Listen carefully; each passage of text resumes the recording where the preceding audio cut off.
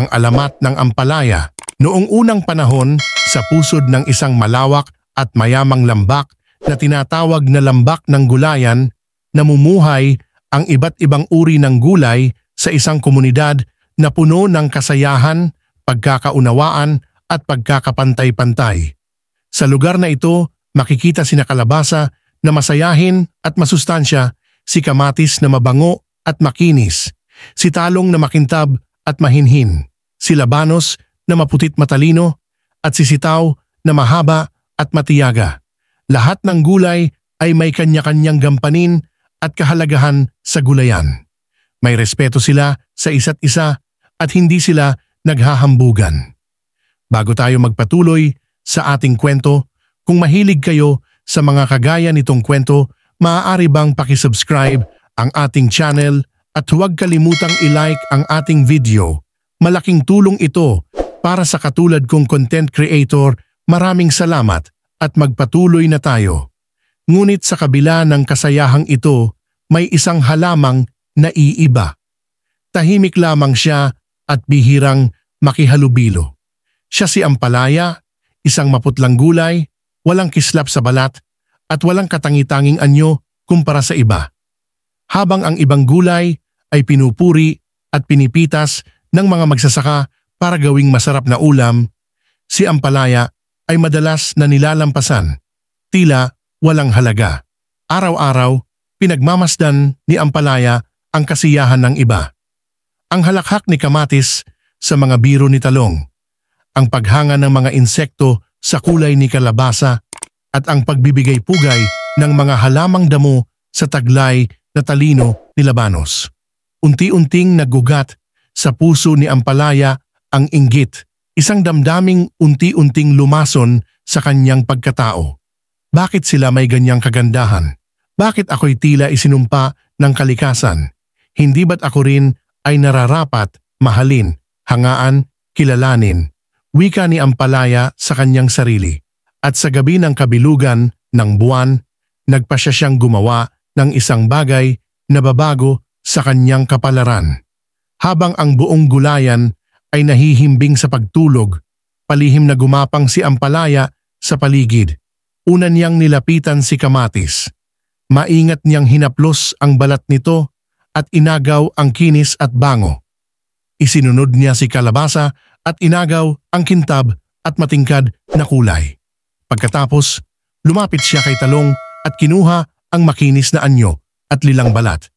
Kay labanos ay inagaw niya ang katalinuhan at kinang ng kaputian, at kay sitaw naman ay hinablot ang haba at sigla. Sa pagbalik ni ampalaya sa kanyang lungga, siya ay nagbago. Sa unang tingin, hindi siya makikilala. Siya na ngayon ay nagtataglay ng lahat ng katangian ng mga pinakakainggitang gulay sa lambak. At sa kanyang pagbabalik kinabukasan, pinilit niyang umastang mayabang at kahanga-hanga. Ngiti dito, kumpas ng dahon doon, pilit niyang kinukuha ang atensyon ng lahat. Ngunit hindi nagtagal. Naramdaman ng ibang gulay na may kakaiba. Parang may kulang. Parang hindi totoo. Hanggang sa maramdaman nila ang unti-unting panghihina ng kanilang mga katangian. Pumusyaw ang kulay ni kalabasa, nagaspang ang balat ni kamatis at nabawasan ang talas ng isipan ni labanos. Nagpatawag ng pagpupulong si Haring Upo, ang pinuno ng lambak ng gulayan. Sa tulong ng hangin ng bundok, isang matandang espiritong tagapangalaga ng balanse sa kalikasan, nalaman ng mga gulay ang totoo. Si ampalaya ang nagnakaw ng lahat ng katangian. Bakit mo ginawa ito? Tanong ni Haring Upo sa tinig na puno ng lungkot. Sumagot si ampalaya, sapagkat ako'y isinantabi, kinutya, at di pinansin. Gusto ko lang makaranas ng papuri, ng pansin, ng kahit kaunting paghanga. Ngunit hindi nasapatan ang kanyang paliwanag. Ang pagkilos niya ay bunga ng inggit at kasakiman, hindi ng tunay na pagsusumikap o malasakit. Kaya't ang espiritu ng kalikasan ay nagbaba ng parusa. Ikaw, ampalaya, ay parurusahan.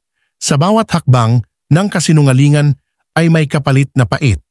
Kaya't mula ngayon, ang iyong lasa ay magiging mapait, isang paalala ng iyong kasalanan at isang leksyon para sa lahat. Wika ng hangin. At mula noon, si ampalaya ay naging pinakamapait sa lahat ng gulay. Kahit anong timpla, kahit anong luto, nananatili ang pait. At bagamat siya'y kinikilala na ngayon bilang masustansya at may benepisyo sa katawan, ang kanyang pangalan ay laging may kasamang alaala ng inggit, kasakiman at pagkukulang sa pagtanggap ng sarili.